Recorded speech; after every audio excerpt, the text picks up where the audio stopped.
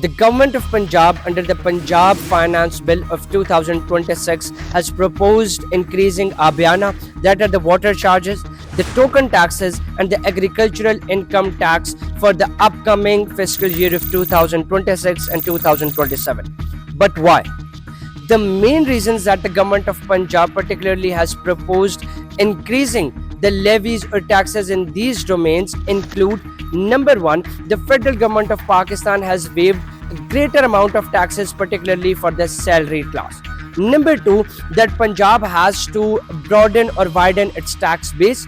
And number three, that Punjab has to create a fiscal space without imposing new taxes on other sectors. So, keeping in consideration these three main reasons and hypotheses, the government of Punjab has rather proposed to increase the levies in these particular domains or sectors that once again include the agricultural income tax.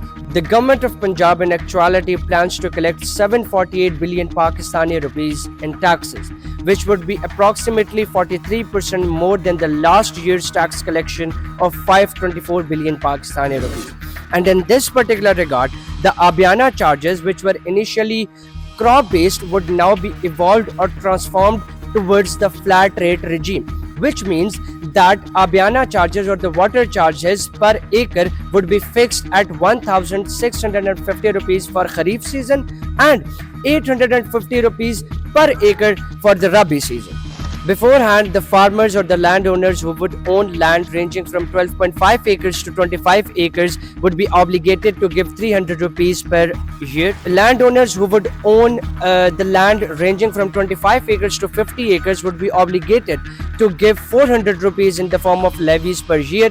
And similarly, anybody who owns land more than 50 acres would be obligated to give 500 to 600 rupees in the form of levies per year. But now, under the new proposal from the government of Punjab, the government of Punjab has announced to acquire the uniform agriculture income tax, which would be fixed at 1,000 rupees per year. Last but not least, the proposal of a threefold increase in the token taxes is also on the cards by the government of Punjab.